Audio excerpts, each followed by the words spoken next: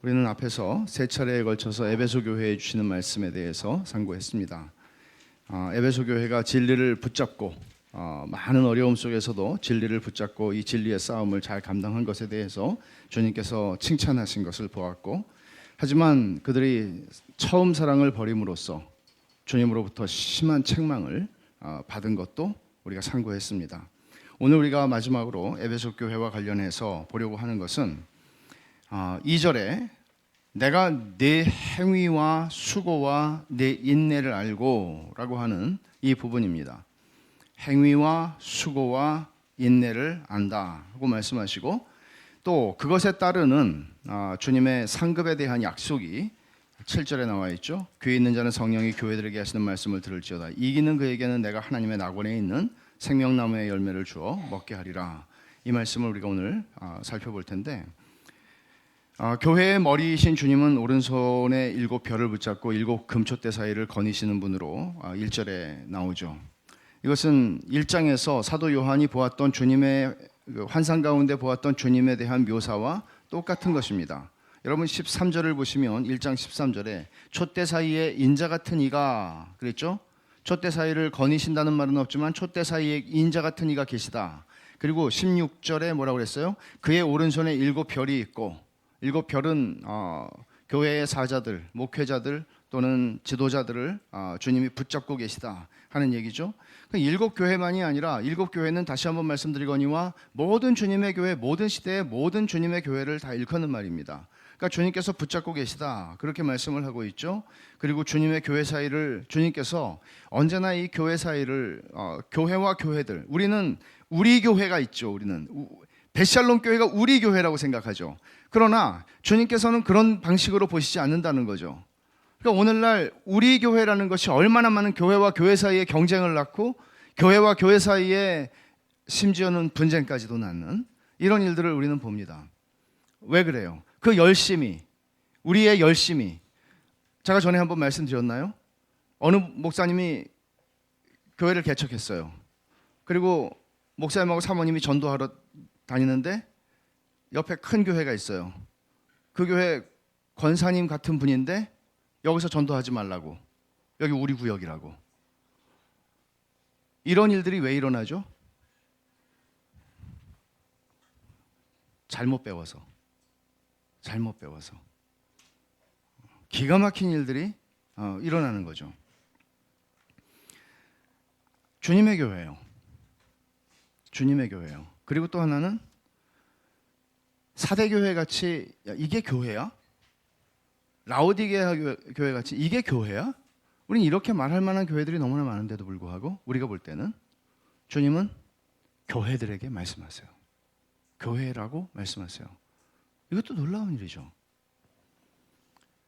우리가 생각하고 우리가 판단하는 것과 주님이 생각하고 주님이 판단하고 주님이 느끼시는 것은 다르다는 거예요. 때때로 우리는 주님보다 훨씬 더 엄격하고 주님보다 훨씬 더 옳은 것 같이 느껴질 때가 있어요. 주님보다 옳아요. 우리가 신학을 공부한다는 것이, 신학책을 읽는다는 것이, 뭔가를 알고 있다는 것이 주님보다 옳은 듯 우리를 만들어 간다면 그럼 얼마나 심각한 문제입니까? 주님께서는 교회 사이를 거니시고 계시기 때문에, 7교회 사이를 거니시기 때문에 모든 걸 다 아신다고 말씀하세요. 그래서 여기 7교회에 주시는 모든 말씀에 공통적으로 나오는 게 뭔가 하면 내가 안다, 내가 안다, 내가 아노니, 내가 안다. 보통 사람들이 외면적으로 보는 것 이상을 주님은 속속들이 다 꿰뚫고 보신다는 거죠. 아신다는 거죠. 2장 9절에도 보면 이렇게 말씀합니다. 내가 내 환난과 궁핍을 알거니와. 서머나 교회는 굉장히 환난이 많고 궁핍이 많았어요. 모든 교회가 일반적으로 1세기 말에 그러했지만 굉장히 많았어요. 그 속에서 그들은 믿음을 지키고 끙끙거리고 살고 있는 거예요. 근데 누가 알아주나요? 근데 주님 말씀하세요. 내가 안다. 사실 이 주님이 안다는 말씀은 대단한 것이죠. 주님이 안다는 것은 대단한 것이죠. 세상 사람들이 우리는 몰라주는 것 때문에 화가 날 때가 너무나 많은데, 세상 사람들이 아니라 교회에서도 그래요. 교회에서도 우리가 뭘 할 때 사람들이 다 몰라요. 그러면 안 해. 이렇게 되잖아요. 안 해. 막 박수치고 칭찬하면은 신이 나는데 안 해. 주님이 아신다 그래요. 그래서 오늘 말씀에서도 2절에 내가 네 행위와 수고와 네 인내를 알고 말씀하세요. 또 3절에 내가 참고 내 이름을 위하여 견디고 게으르지 아니한 것을 내가 아노라고 말씀하세요. 주님이 아신다고 하는 것은 우리의 주 앞에서 잘한 행동들, 이런 것들이죠. 행위와 수고와 인내와 또 환난과 궁핍 속에서도 믿음을 지키는 것이죠. 그러나 그것만이 아니라 주님께서는 우리의 잘못들도 속속들이 다 알고 계시다는 것이죠. 하나도 빠짐없이. 그러니까 주님이 아신다는 것이 어떤 사람들에게는 한없는 위로가 될 수 있지만 또 어떤 사람들에게는 좀 부담을 넘어 심지어 두려움과 어떤 좀 모르셨으면 좋겠는데 이런 생각을 가지게 할 수도 있을 것입니다. 여러분은 어느 쪽인가요? 주님께서 여러분을 다 알고 계십니다. 내가 너를 안다. 여러분들은 위로가 됩니까? 아니면 부담 혹은 두렵습니까? 피할 수 없는 것이죠. 왜냐하면 우리는 그분의 심판대 앞에 언젠가 설 것이기 때문입니다. 그래서 그리스도인들은 언제나 사람 앞에서 행동하는 사람이 아니라 주 앞에서 행동하는 사람입니다. 왜냐하면 주님 앞에서 우리는 계산해야 될 것을 알기 때문이죠. 주님은 내가 내 행위와 수고와 내 인내를 알고 라고 말씀하십니다. 원래는 내 행위와 내 수고와 내 인내를 알고 이렇게 말씀하는 거예요. 근데 그 뒤에 악한 자들을 용납하지 아니한 것과 자칭 사도라 하되 아닌 자들을 시험하여 그의 거짓된 것을 내가 드러낸 것과 라고 이것도 다 안다고 말씀하시는데 그것들은 우리가 이미 좀 다루었기 때문에 우리는 이 행위와 수고와 인내에 좀 초점을 맞추려고 생각을 하는데 이 세 명사가 나열되는 것은 굉장히 관용적인 표현입니다. 그러니까 일반적으로 그런 식으로 표현하는 게 많이 있었다는 거죠. 한번 예를 들어 볼까요? 데살로니가전서 1장 3절을 한번 찾아보십시오. 요한계시록은 사도 요한이 썼고 성령의 영감으로 바울 사도는 데살로니가 전서를 썼습니다. 그러나 굉장히 유사한 표현이 여기서 발견되는데 1장 3절을 보시면 우리 같이 한번 읽어볼까요? 너희의 믿음의 역사와 사랑의 수고와 우리 주 예수 그리스도에 대한 소망의 인내를 우리 하나님 아버지 앞에서 끊임없이 기억함이니 라고 말합니다. 여기 보세요. 믿음의 역사가 나오고 사랑의 수고가 나옵니다. 우리 주 예수 그리스도에 대한 소망의 인내, 그러니까 역사, 수고, 인내. 여기 수고하고 인내는 오늘 이 말씀에 반복되는 것이죠. 역사는 우리말로는 번역이 이렇게 됐지만 헬란말로는 똑같은 말입니다. 행위, 수고, 인내. 그 말이 데살로니가전서 1장 3절에서도 행위, 수고, 인내. 다만 수식이 있죠. 그 행위는 어떤 행위입니까? 믿음으로 말미암은 행위입니다. 믿음과 상관없는 행위가 아니고 믿음이 낳는 순종, 믿음이 낳는 행동을 얘기합니다. 믿음과 상관없이 행동하는 모든 것들에 대해서는 하나님께서는 어떤 것도 카운트하시지 않습니다. 그거는 아무리 많아도 0입니다. 믿음으로 하는 행동을 얘기하는 것이죠. 그리고 두 번째는 뭐예요? 사랑의 수고예요. 사랑 때문에 수고하는 거예요. 이 수고라는 말은 사실 조금 이따가 제가 좀 설명을 드릴게요. 그리고 그냥 우리가 보통 말하는 수고하고는 좀 다른 의미라는 거죠. 그 다음에 마지막으로 인내를 얘기합니다. 어떻게 인내할 수 있죠? 소망이 있기 때문에. 소망이 있기 때문에. 그러니까 사도 요한은 에베소 교회를 향해서 주님의 말씀을 대언하기를 내가 안다. 뭐를? 너의 행위, 너의 수고, 너의 인내라고 말할 때 이런 것들이 다 압축되어 있는 얘기란 말이죠. 그리고 뿐만 아니라 여기에 이 2절에 있는 세 명사 행위, 수고, 인내라고 하는 것은 3절에 있는 단어들과 세 개가 연결이 돼요.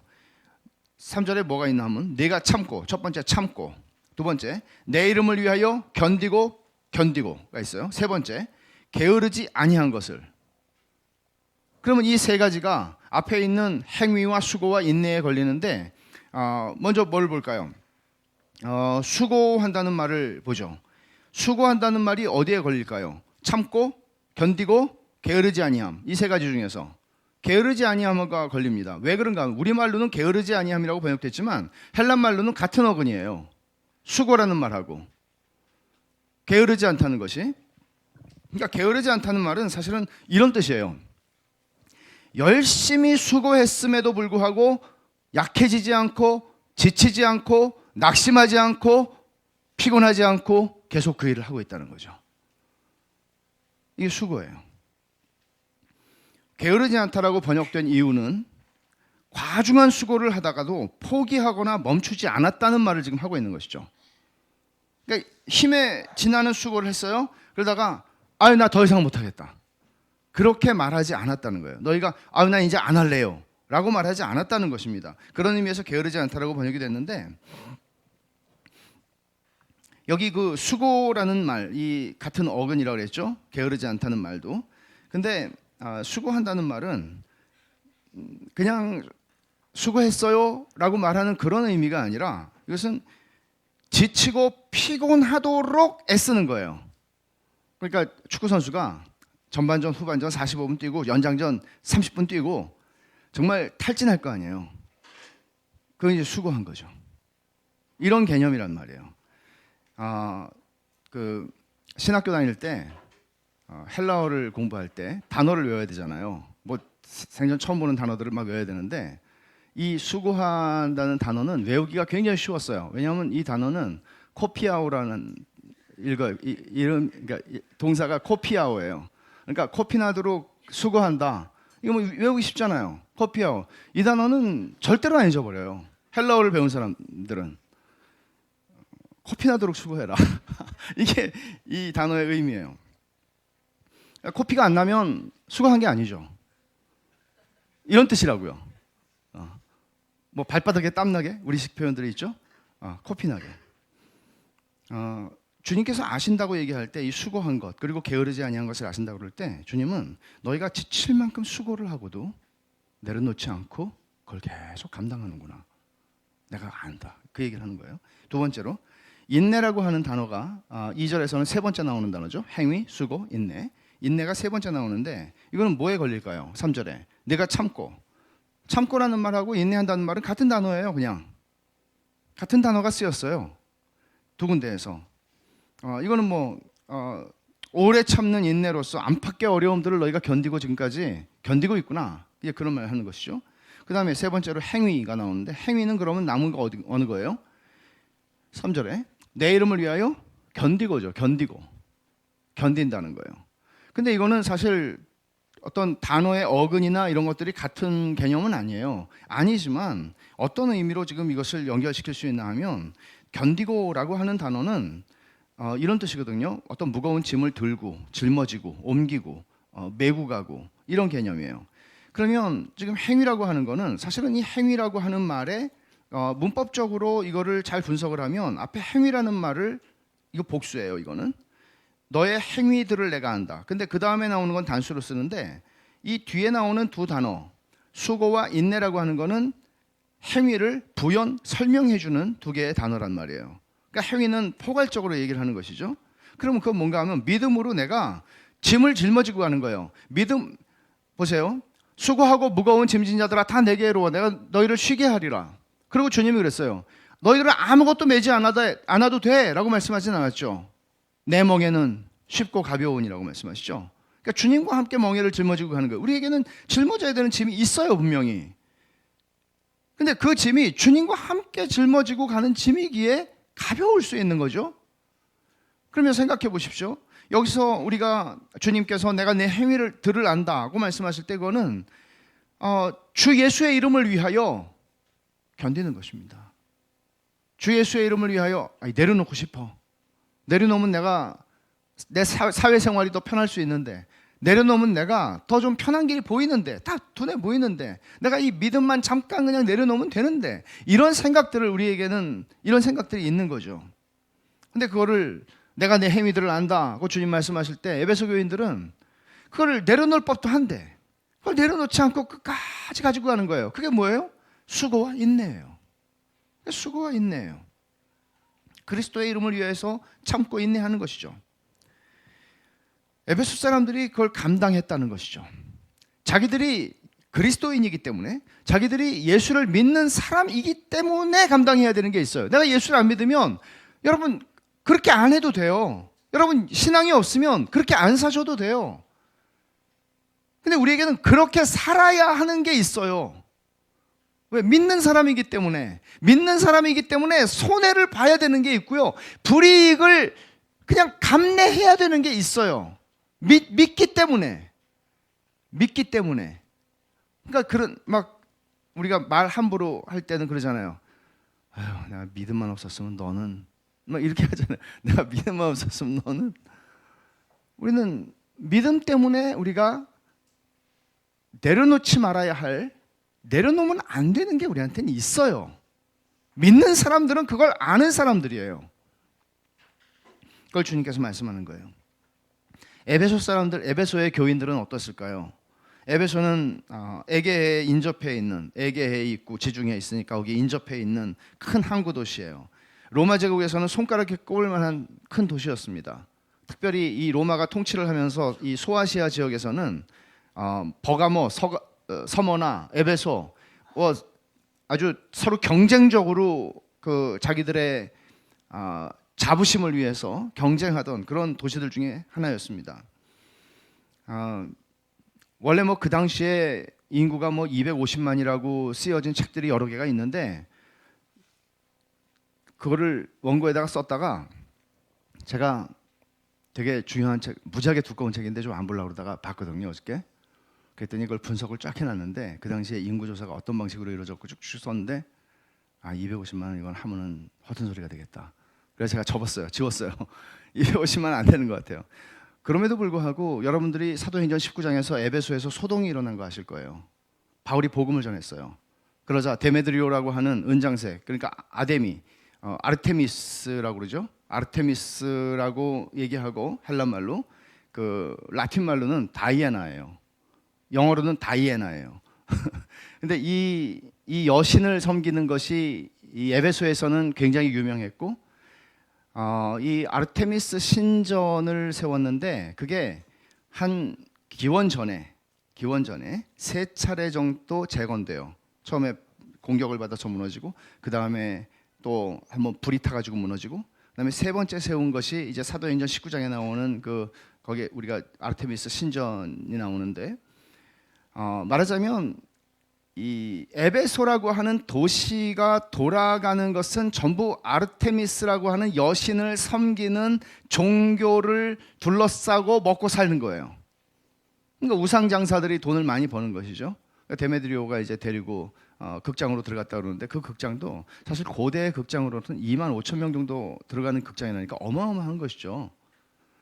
그리고 아르테미스 신전은 사실은 고대 세계의 7대 불가사의 중에 하나로 꼽히는 신전입니다. 지금은 기둥이 하나 남아있지만 기둥이 120개 정도 됐다고 그래요. 그래서 복원을 그리스가 해놨다는데 똑같은 걸로 복원했는지 모르겠어요. 그 위키피디아에 보니까 사진이 나와 있던데, 여튼 그 고대 세계의 불가사의 7대 불가사의를 목록을 작성했던 시돈의 안티파트로스라고 하는 사람이 아르테미스 신전을 보고 이렇게 말했답니다.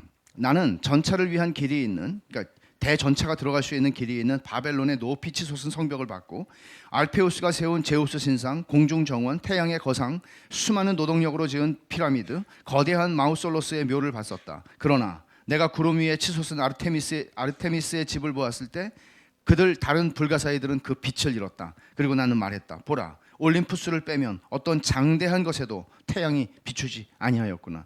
그러니까 이 아르테미스 신전이 굉장했다는 것을 이제 보여주는 것인데, 1세기 말에 그러니까 우리 우리가 읽고 있는 요한계시록이 쓰여지던 당시에는 아르테미스 신전에 무려 2,000명 정도의 여사제들이 있었답니다. 2,000명이요. 교역자가 2,000명이에요. 근데 이 사람들은 다 성전 창기들이었습니다. 말하자면 아르테미스 신을 여러분이 찾아보시면은 어떤 풍요, 다산 이런 것들을 의미하는 그런 형상을 보실 수 있는데, 2,000명의 여사제들이 거기서 이제 혼음을 하면서 이제 제사를 드리는 방식이고, 이런 것들이 거기서 먹고 살려면, 에베소 시민으로서 먹고 살려면, 장사를 하고 살려면 이런 것에 참여하지 않을 수 없게 되는 것이죠. 그런 압력이 너무나 많이 있었던 것이죠. 그러니까 에베소 교회가 받는 압력이라는 것은 이것만이 아니었습니다. 에베소 교회는 또 황제 숭배에 있어서도 앞장서서 황제 숭배를 시작했던 그리고 그것을 진행했던, 그러니까 서로 에베소시가 나서서 우리가 도미티안 황제를 위해서 신전을 만들어 드리겠습니다, 이런 식으로 해서 황제 숭배에 그 불이 붙어 있었던 그런 도시였단 말이에요. 그러니까 또 한편으로는 아르테미스 신전, 그리고 또 하나는 황제 신전. 황제 숭배와 아르테미스 숭배를 하지 않으면 여기서 먹고 살기가 힘든 그런 상황이었다는 거죠.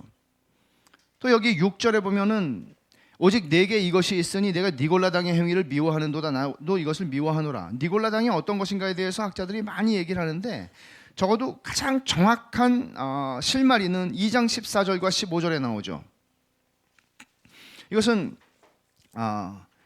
2장 14절과 15절은 버가모 교회에 대해서 하시는 말씀인데, 그러나 네게 두어 가지 책망할 것이 있나니 거기 네게 발람의 교훈을 지키는 자들이 있도다. 발람이 발락을 가르쳐 이스라엘 자손 앞에 걸림돌을 놓아 우상의 제물을 먹게 하였고 또 행음하게 하였느니라. 이와 같이 네게도 니골라당의 교훈을 지키는 자들이 있도다.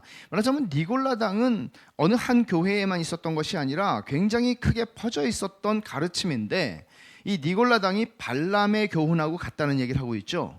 그럼 발람이 했던 일은 뭐예요? 이스라엘 백성들을 바알을 숭배하게 했고, 그 숭배하는 현장에서는 혼음이 일어났고 음란한 일들이 일어났고, 뿐만 아니라 그 제사 드린 음식을 먹고 그들과 교제한 것입니다.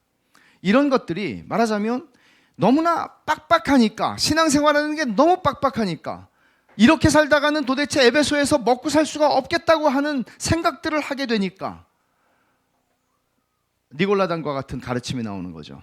뭔가 하면 우리가 아르테미스 신전에 가서 제사를 드리고 황제를 숭배한다는 것이 우리의 신앙을 꼭 부인하는 것은 아니야. 이게 니골라당이 가르쳤던 교훈을 한마디로 가장 오해 없이 추측하지 않고 성경의 본문에 근거해서 이해할 수 있는 것입니다. 적당히 타협하고 살아도 된다는 가르침인 것입니다. 이게 오늘날 한국 교회에 전반적으로 많이 있는 것입니다. 그것이 사실입니다. 부인할 수 없습니다. 왜 그러니까 우리는 이게 우리에겐 굉장히 익숙한 가르침들이 되어버렸기 때문에 우리에게는 믿음을 지키고, 여러분 한번 생각해 보세요. 내가 내 행위들을 안다 그럴 때 여러분이 믿음 때문에 짊어가고 있는 짐의 무게를 느끼십니까? 여러분이 믿는 사람이라면, 여러분이 거듭난 하나님의 자녀라면 여러분들은 내가 믿는 사람이기 때문에 짊어지고 가는 그 짐의 무게가 있느냐고요. 그리고 그것이 얼마나 여러분들에게는 주님께서 말씀하시기를, 나의 2장 3절이죠. 내가 참고 내 이름을 위하여 견디고라고 말할 만큼 그런 행위들이 우리에게는 있는가. 다시 말하지만 데살로니가전서 1장 3절을 괜히 읽은 게 아닙니다. 뭐라고 그랬죠? 무슨 행위라고 그랬죠? 믿음의 행위. 믿음으로 말미암아 우리 안에서 일어나는 행위. 그리스도인들은 도덕군자가 아닙니다. 그리스도인들은, 기독교는 유교와 다릅니다. 기독교는 일반 고등 종교들과 다릅니다. 기독교는 착하게 살자가 아닙니다. 기독교는 착하게 못 산다고 선언합니다. 죄인이기 때문에. 하나님이 우리에게 구원 얻는 믿음을 주셔서 그 믿음이 우리 안에 들어왔을 때, 내가 믿는 자가 되었을 때, 거듭났을 때 우리 안에 그 믿음이 행하는 일이 있다는 겁니다. 그 무게를 지금 얘기하고 있는 것이죠. 우리는 종종 믿음으로 말미암아 의롭다함을 받는다는 것이 그냥 거저 먹는 거구나, 아무것도 없이 그냥 되는 거구나 가 아니라, 그래 우리가 한 것 아무것도 없이 불경건하고 구원받을 수 없는, 하나님의 진노와 저주밖에 받을 수 없는 인간들을 하나님께서 그리스도 예수 안에서 구속하여 주시는 것이죠. 믿음으로 말미암아. 근데 그 믿음도 우리 안에서 일어난 것이 아니라 주께서 우리에게 선물로 주신 믿음으로 말미암아 그 일을 하시는 것이죠. 거저죠. 그러나 이 믿음을 가지고 우리가 살아가는 우리의 인생의 삶 속에서 믿음이 만들어내는 행위가 있다는 겁니다. 이거를 무시할 수 없습니다. 그러니까 이런 거죠, 여러분. 지금도 우리는 이런 전 정말 이런 얘기를 들어봤거든요. 옛날에 이런 얘기를 들어봤어요. 아니, 쉽게 믿을 수 있는데 왜 내가 이 교회를 다녀야 돼? 왜 이렇게 어렵게 믿어야 돼? 쉽게 믿을 수 있는 교회가 이렇게 많은데 내가 이 교회를 나와야 될 이유가 뭐가 있어? 이런 소리가 여러분 부담스럽지 않으세요? 하는 사람도 부담스러운데 들으시는 분들 부담 안스러울 수 있겠어요? 부담스럽죠. 그게 주님의 말씀이에요. 저는 가뜩이나 인생이 버겁고 이 터프한 인생을 살아가는 게 버거운데 주일날 모든 짐을 다 내려놓게 해야지 이게 뭐 짐을 이게 더 짊어지게 만드네? 이렇게 혹시 느끼시지는 않으세요? 쉽게 믿을 수 있는데 여러분 어려운 길을 걸어가시는 건 아닙니까? 넓은 길도 있는데 좁은 길로 가시는 건 아닙니까? 우리는 정직하게 질문할 필요가 있습니다.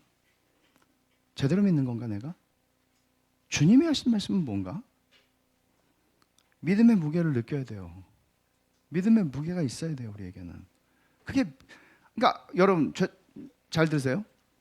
믿음이 없는데 믿음의 무게를 느끼라고 그러는 게 아니에요. 믿음이 없으면 믿음의 무게를 못 느껴요. 믿음을 구해야 돼요. 믿음이 있는 것처럼 사는 게 아니라 믿음을 구해야 돼요. 에베소 교회는 이런 모든 내적으로 외적으로 있는 압력 속에서 참고 주님의 이름을 위해 견디고 게을러지지 않고 피곤해지지 않고 약해지지 않고 이 삶을 살아왔다고 주님이 내가 아노라고 말씀하는 거예요. 본문에서 강조하는 것은 그들의 행위와 수고와 인내보다도 내가 안다 이거예요. 강조는 오른손에 7뼈를 붙잡고 7 금촛대 사이를 거니시는 주님이 교회의 모든 것, 여러분이 행하는 모든 것을 알고 계시다는 것이고 지금도 그렇고 우리 교회도 그렇습니다. 전에 기업에 대한 어떤 책이 Good to Great라고 하는 책이 하나 있었거든요. 영어 제목으로. 그러니까 우리말로 번역이 되기를 좋은 기업을 뭐 위대한 기업으로인가? 하여간 이제 그러니까 그냥 좋은 걸로가 아니고 great, 위대한 그런 기업들 50년, 100년이 됐는데 정말 위대한 가치를 실현하면서 그 가치를 잃어버리지 않고 단순히 돈 버는 게 목적이 아니라 기업이 돈 벌기 위해서 하는 거죠. 그런데도 그게 아니라 정말 위대한 기업이다. 이제 그런 회사들을 쭉 뽑아서 이제 한 어떤 경영학 교수가 쓴 책인데 어떤 미국에서 이제 그것을 패러디해서 미국의 남침내 교회가 뭐랬냐면 Good to Great 이거는 그 기업체가 아니고 교회들. 그래서 미국에 뭐 100개 교회인가 이렇게 뽑았어요. 근데 제가 이렇게 보니까 이 교회는 들어가면 안 되는 교회인데 내가 이 교회 속속들이 뭐 다 알고 있지는 않지만 많이 알고 있는데 이 교회 나쁜 교회인데 교회는 교회로도 나쁜 교회인데 여기 들어갔어요.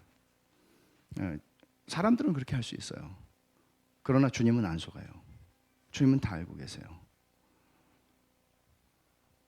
사람들은 베샬롬 교회에 대해서 뭐라고 얘기할 수 있어요. 근데 주님은 알고 계세요. 우리가 어떤지를 주님은 알고 계세요. 주님이 내 행위와 수고와 인내를 안다고 말씀하시는데 이거를 이제 제가 설명드린 걸 좀 풀어서 이제 좀 다시 말씀드리면 이런 말이죠. 너희가 믿음의 삶을 사느라고 감당해야 하는 짐을 내려놓지 않은 모든 것 내가 안다. 너희가 지치고 피곤하도록 애쓰고 수고하는 거 지치고 낙심해서 내려놓고 포기하고 게을러질 수도 있으련만 지금까지 인내로서 주의 일을 감당하고 있는 거 내가 안다. 그런 말이에요. 이 말씀을 곰곰이 한번 여러분들의 자신의 신앙생활에 한번 비추어서 한번 생각해 보십시오. 우리는 과연 그만한 수고를 한 적이 있나? 그만한 지치지 않는 수고를 한 적이 있나? 코피아오 들으셨죠? 코피아오. 내가 코피 나도록 주님을 섬겼나? 네? 주님이 내가 안다고 말씀하시는 그런 것이 우리한테는 있나? 탈진할 만큼 주님을 섬겨본 일이 있나?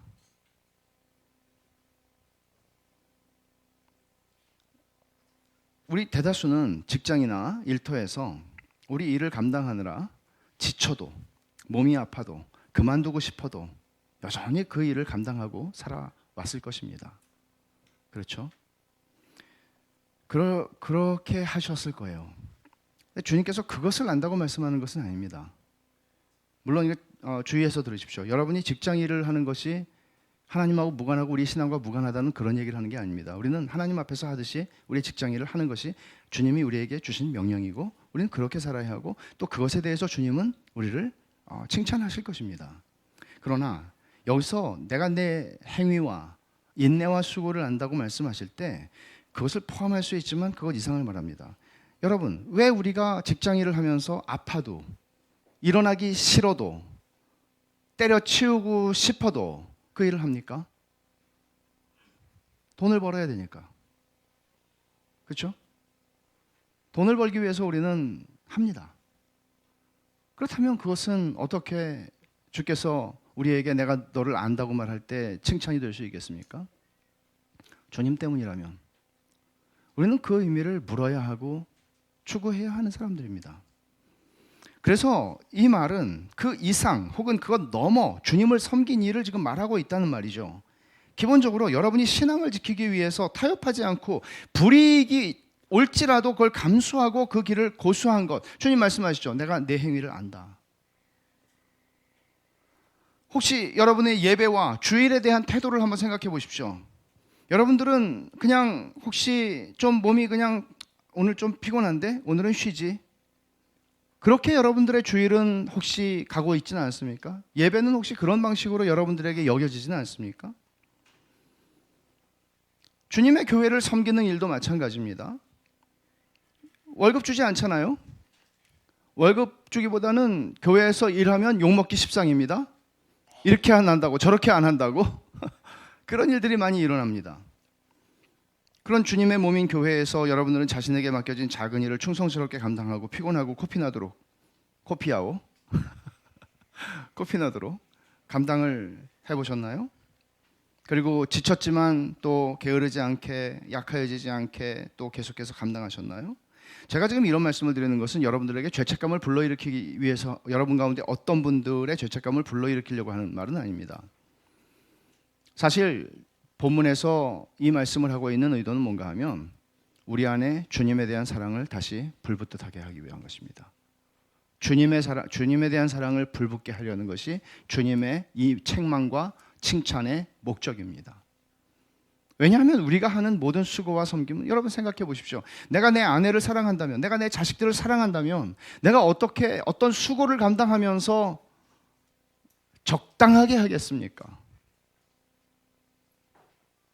그렇게는 안 하죠. 정말 코피가 나도록 우리는 내 사랑하는 아내를 위해서 혹은 내 사랑하는 자녀들을 위해서 우리는 어떤 일들을 할 것입니다. 그리고 그거에 대해서 내가 이걸 했네 안 했네 하지도 않겠죠. 사랑하기 때문에. 그걸 데살로니가전서 1장에서는 사랑의 수고라고 얘기한 것이고 여기서도 마찬가지입니다. 처음 사랑을 버렸다. 에베소 교회 사람들은 처음 사랑을 버렸음에도 불구하고 그 일을 했단 말이에요. 그럴 수 있어요. 그리고 그 일 한 것을 주님은 칭찬하고 계세요. 근데 우리가 우리 자신들을 돌아볼 때 그래요. 주님은 정말 칭찬하시고 또 책망하시는데 그렇게 탈진하도록 내가 주님을 섬겼을 때 주님 아세요. 그걸 아세요. 주님, 다른 사람들은 다 몰라도 주님은 아세요. 근데 혹시 나는 처음 사랑도 버렸고 내 행위와 수고와 인내도 버린 것은 아닌가? 생각해야죠. 이 말씀에서 우리는 이 말씀을 읽고 묵상하면서 그냥 지나갈 수는 없겠죠. 나는 그걸 버리지 않았나? 처음 사랑도 없는데 내 행위와 수고와 인내도 버린 거 아니야? 지치지 않는 수고, 그런 게 내 삶에는 있었던 적이 있나? 아이러니한 게 있어요. 어쩌면 자연스러운 것일지도 모르는데 한번 여러분 자신의 경험에 비추어서 한번 제 말에 동의하시는지 한번 생각해 보세요. 많은 사람들이 교회 생활을 하는데 관찰해 보면 사람들은 율법 아래에 있거나 혹은 번영신학의 가르침 아래에 있을 때 더 탁월한 열심을 드러냅니다. 그렇지 않나요? 왜 그런가 하면 율법 아래에 있다는 것은 어떤 것입니까? 내가 이걸 하면 하나님한테 상을 받을 수 있다는 생각이죠. 내가 이걸 안 하면 하나님한테 저주를 받을 수 있다는 것이죠.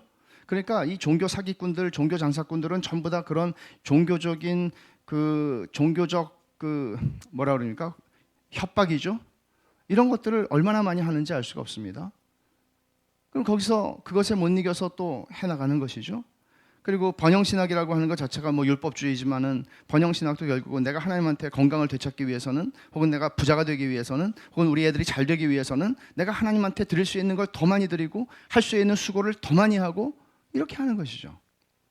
그러나 우리가 참된 복음의 은혜와 자유 아래에 있게 되었을 때 우리는 어떻게 합니까? 우리는 보통 하나님 너무나 좋으신 분이야. 근데 그 전에 내가 하던 것들이 나오질 않습니다. 어떤 목사님이 그래요. 목사님 그렇게 설교하면은 사람들이 헌신하고 봉사하지 않습니다. 알아요. 근데 시간이 걸릴지 모르지만 진짜가 나올 겁니다. 은혜가 만들어내는 거죠. 은혜가. 스펄전은 이렇게 설교한 적이 있습니다. 인용입니다.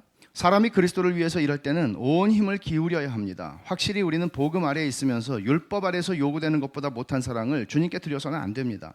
여러분은 남는 힘 가운데 조금을 예수님께 드리고서 충분히 드렸다고 생각합니다. 교회는 주님께 찌꺼기와 치즈 부스러기와 감자 껍질이나 안겨드리고 있습니다. 주님은 그보다 훨씬 더 나은 것을 받으셔야 하지 않습니까? 혹시 우리가 우리의 섬김이라는 것이 이런 방식 아니냐는 거예요. 여러분, 이런 얘기를 하는 거는 굉장히 좀 부담스러운 얘기입니다. 마치 무슨 헌금 더 하세요, 무슨 더 봉사 많이 하세요, 더 그런 얘기가 아닙니다. 복음이, 성경의 논리는 이렇습니다. 복음의 직설법이 나오고 율법의 명령이 나오는 겁니다. 율법의 명령이 먼저 나오고 복음의 직설법이 나오는 게 아니에요. 율법이 먼저 나와서 너 이렇게 해, 죽기까지 충성해, 그러면 주님이 복 주실 거야, 이런 거 아닙니다. 그리스도께서 우리를 위해서 다 이루셨습니다. 우리는 그 은혜를 입은 사람들입니다. 그렇다면 이제는 우리는 주님을 사랑하기 때문에 섬길 수 있는 조건이 형성됐기에 하나님의 뜻이 무엇인지를 기쁘시고 하나님께서 원하시는 뜻이 무엇인지를 확인하고 그것을 위해서 우리의 삶을 드리는 것입니다. 복음의 은혜와 자유 아래서 사람들이 하나님께 드리는 헌신이 율법 아래에 있을 때보다 못하다는 이 경향, 이것에 대해서 여러분들의 삶을 한번 돌아보면 여러분들은 어떻습니까? 그러면 이게 보여주는 어떤 결론이 있습니까? 왜 내가 하나님의 선하신 하나님의 은혜를 받았고 하나님의 은혜에 감격하는데도 불구하고 내가 주님을 이전보다 더 내가 잘 못 섬기지? 여기에 대해서 제가 조심스럽게 내리는 결론은 이것입니다. 우리가 하나님을 그만큼 덜 사랑하고 있고 우리가 그만큼 하나님의 은혜를 적게 받았음을 보여주는 것이란 말이죠. 우리에겐 더 많은 은혜가 필요합니다. 머리로 받는 은혜가 아니고 내 가슴이 그것을 경험하고 내가 전인격적으로 하나님의 은혜에 사로잡히고 그분의 복음의 은혜 앞에서 내가 굴복당하고 내가 주님을 사랑하는 것, 우리는 그게 필요합니다. 너무나 오랜 세월을 신앙생활을 한다고 하면서 우리는 머리로 알고 있는 지식의 수준에서 좀 더 깨닫고 좀 더 깨닫고 좀 더 깨닫는 수준으로 만족하면서 우리는 신앙생활을 지금까지 해오는 건 아닌가 하는 얘기예요. 오늘 이 말씀을 보면서 저는 이런 말씀을 이런 방식으로 본 적이 없어요. 저는 사실 심플하게 칭찬과 책망이 있는 것. 여러분, 이 말씀 앞에서 우리 자신들은 자유할 수는 없을 것 같습니다. 회개하는 것이죠. 주님께서 저를 사랑하신 것은 하나님의 아들이 비천한 인간으로 이 땅에 인간으로 오셔서 목숨을 버리신 사랑인데 그 무한한 사랑을 받았다고 하는 저는 여전히 둔감하고 배은망덕하고 마땅히 주님을 사랑하고 섬길 만큼 하지 못했습니다. 저를 용서해 주십시오. 어쩌면 이게 우리들 모두에게 해당되는 기도가 아닐까 하는 생각이 듭니다. 에베소 교회는 수고와 인내를 감당했습니다. 그럼에도 불구하고 처음 사랑을 버렸다고 책망을 받았죠. 근데 우리는 다 버린 것은 아닌가? 우리는 다 버린 것은 아닌가? 에베소 교회에 주님이 주시는 말씀을 보면 경고와 상급이 나오죠. 5절에는 경고가 나와요. 그러므로 어디서 떨어졌는지를 생각하고 회개하여 처음 행위를 가지라. 만일 그러하지 아니하고 회개하지 아니하면 내가 네게 가서 내 촛대를 그 자리에서 옮기리라. 세 가지 얘기해요. 생각하고, 두 번째 회개하고, 처음 행위를 가져라. 생각하라. 이거는 돌아보라는 거예요. 기억하라는 거예요. 언제 내 신앙생활이 그렇게 주님을 뜨겁게 사랑하고 막 주님을 위해서 내 삶을 다, 저도 그랬어요. 저 돌아봐요. 나 그렇게 주님을 사랑하고 무엇이든지 견딜 수 있었던, 지금도 그런가? 세월이 한 30년 흘렀는데 지금도 내가 그런가? 생각해 보는 거예요. 돌아보는 거예요. 나에게 그런 시절이 있었다면, 그렇게 내가 은혜를 받고 하나님 앞에 지금 죽어도 상관이 없고 내가 주님을 위해서 내 목숨을 드릴 수만 있다면 그렇게 드리고 싶은 그런 은혜. 근데 어디서 멀어졌죠? 어디서 우리는 그 자리를 떠났죠? 생각하라는 말이죠. 그리고 회개하라고 그래요. 회개한다는 것은 뉘우치는 것만이 아니에요. 뉘우칠 회, 개, 고치는 거예요. 그래서 뒤에 처음 행위를 가지라고 말하죠. 처음 행위 뭐예요? 그렇게 주님을 사랑했고 그 사랑이 나를 이끌고 갔던 그것, 그 행위. 여러분, 이 말씀을 들을 때 저는 압니다. 여러분 중에는 분에 넘치게 수고하시는 분들이 계십니다. 그리고 여러분들 중에는 그런 수고가 아니고 예배당에 와서 설교를 듣는 것조차도 집중하지 못하는 분들이 계시다는 것 압니다. 그러나 나는 아무 문제 없으니까 괜찮아라고 할 수 없습니다. 왜냐하면 이 말씀은 교회를 향해서, 공동체를 향해서 주시는 말씀이기 때문에 그렇습니다. 어느 누구를 집어서 얘기하는 것이 아니고 교회를 향해서 하시는 말씀입니다. 교회가 회개하라는 얘기입니다. 교회가 선택사항이 아니죠. 왜냐하면 회개는 선택사항이 아닌 것이, 만일 그리하지 아니하고 회개하지 아니하면 내가 네게 가서 내 촛대를 그 자리에서 옮기겠다고 말씀하시니까 이거는 교회의 정체성을 앗아가시겠다는 말씀이죠. 내가 가서라고 주님 말씀하세요. 이거는 주님 재림을 얘기하는 게 아니에요. 주님은 역사 속에서 언제든지 성령 안에서 교회에 오셔서 촛대를 가져가실 수 있어요. 그 촛대를 가져가신다는 말씀도 앞에서 촛대 사이를 거니시는 이라고 한 표현하고 만나는 것이죠. 그분에 대한 묘사가 그대로 내 촛대를 가져가겠다. 촛대 사이를 다니시다가 촛대를 뽑아버리겠다는 거예요. 촛대를 옮기겠다는 거예요. 다른 데로. 에베소 교회는 정말 촛대가 옮겨졌어요. 이 사건, 이 말씀을 듣고 에베소 교회가 회개했을 겁니다. 아마도. 그러나 세월이 흐르면서 에베소 교회의 촛대는 옮겨졌습니다. 에베소 교회는 사라졌습니다. 그 교회는 문 닫았습니다. 지역 교회들은 얼마든지 문 닫을 수 있습니다. 이런 의미에서 촛대를 옮기시니까 어떻게 돼요? 더 이상 세상의 빛이 될 수 없죠. 세상의 빛으로서의 정체성을 더 이상 발휘할 수 없는 것이죠. 그렇게 역사의 뒤안길로 사라져버린 교회들이 적지 않습니다. 역사 속에는. 우리도 그럴 수 있죠. 저는 기대합니다. 주님이 재림하실 때까지 베샬롬 교회가 든든하게 서가기를 저는 기대하고 그렇게 기도합니다. 그러나 언제나 이 말씀 앞엔 두렵습니다.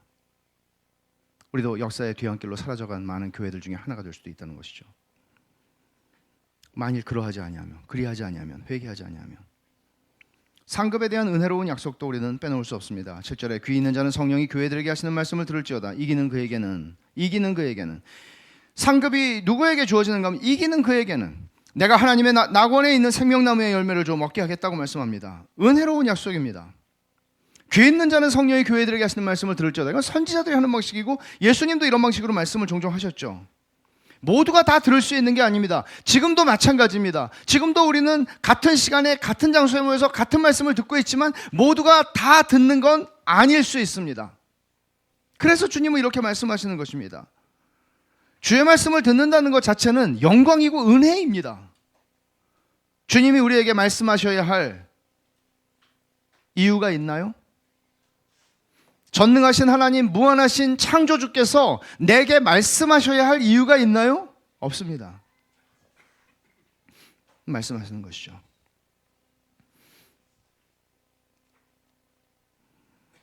이기는 자에게 주겠다고 말씀하세요. 안팎의 압력과 유혹에 맞서서 믿음으로 살고 믿음의 무게를 짊어지고 섬기고 견디고 처음 사랑을 회복하고 피곤하여지지 아니하고 게을러지지 아니하고 주님을 섬겼던 사람들에게 하나님 낙원에 있는 생명나무 열매를 줘 먹게 하겠다. 이거는 실제로 그 열매가 나무가 굉장히 많아서 먹겠다는 뭐 그런 의미일 수도 있겠으나 상당한 부분이 상징적이죠. 이것은 하나님의 임재가 회복될 것이라는 얘기죠. 에덴 동산에서 범죄하고 쫓겨났어요. 생명나무 실과를 못 먹게 하려고. 그리고 21장에 가면 또 나와요. 계시록. 생명나무 실과를 먹게 하리라. 무슨 얘기죠? 다시 하나님의 임재 가운데 살 거라는 얘기죠. 그 임재는 생명으로 충만한 하나님의 임재를 지속적으로 영원히 풍성하게 누릴 것이라는 얘기예요. 여러분, 이 상급에 대한 약속이 여러분들에게는 가슴을 울렁거리게 합니까? 이게 여러분에게 의미가 있고 정말이야? 그러면 나는 정말 이기는 자가 되어야 되겠네 라고 생각하게 만드는, 난 견뎌야 되겠네, 정말 믿음으로 내가 지치지 않는 수고를 주 앞에 섬기며 드려야 되겠네, 이런 생각이 들 만큼 여러분들에게는 땡기십니까? 이게? 이 약속이 여러분들에게 어떤 의미가 있습니까? 하나님의 낙원에 있는 생명나무의 열매를 먹는다는 게, 혹시 여러분들은 이런 약속 앞에서 주님, 내가 그렇게 지치도록 수고하고 주님을 섬겼는데 고작 주시는 게 생명나무의 열매인가요? 혹시 이런 생각이 들지는 않습니까? 그러니까 말하자면 어떤 부모가 혹은 선생님이 상을 약속할 때는 동기를 부여하는 것이잖아요. 근데 이게 동기가 부여가 되느냐는 말이죠, 우리에게. 아니, 그냥 뭐 더 없나요? 혹시 뭐 한 10억 정도 은행에 이런 거 없나요? 생명나무, 고작 생명나무인가요? 생각해 보십시오. 우리는 죄로 말미암아 하나님과 완전한 친교를 누리지 못합니다. 이 땅을 사는 동안에 내가 주님을 사랑한다고 해도 주님을 사랑한다고 하는 것은 언제나 상대적입니다. 그리고 주님보다 사랑하는 게 너무나 많이 생깁니다.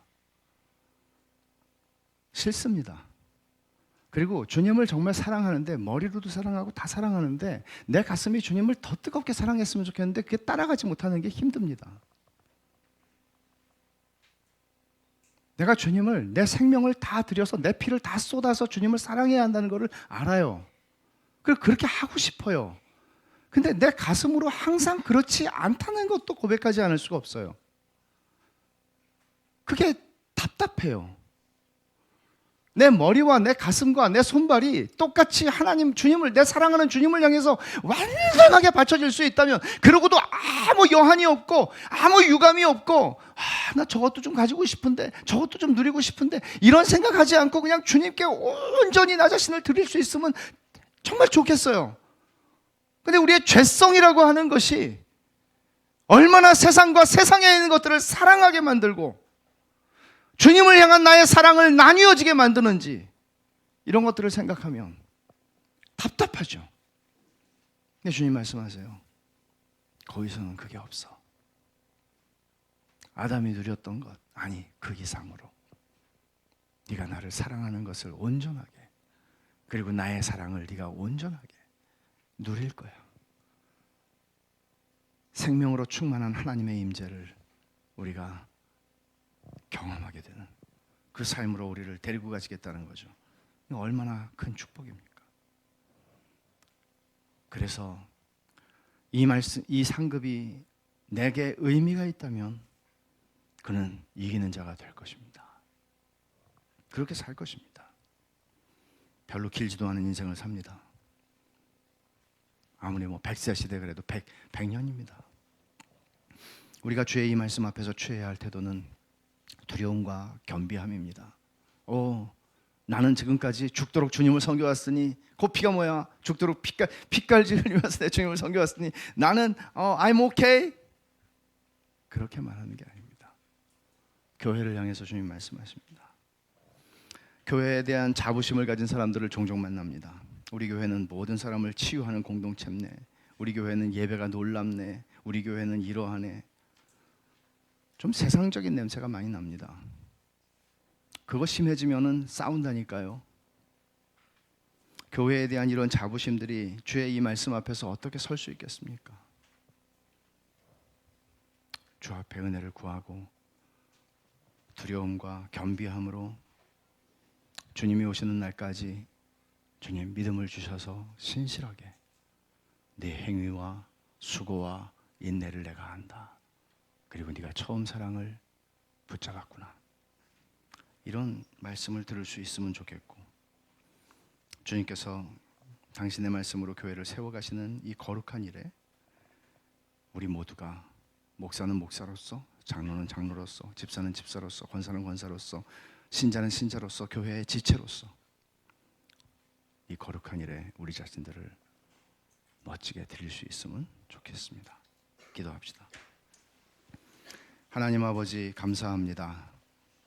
에베소 교회에게 주시는 말씀이 곧 오늘 베샬롬 교회에게 주시는 말씀이고, 또 저희들이 이 말씀을,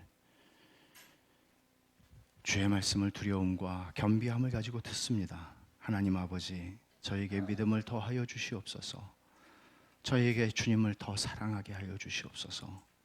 저희 안에 잃어버린 처음 사랑을 회복하게 해주시고, 저희가 지치지 않는 수고로 주님을 섬기다 영광의 주님을 배웁기를 원하오니 주여 그런 영광을 누리게 하여 주시옵소서. 예수님의 이름으로 기도하옵나이다. 아멘.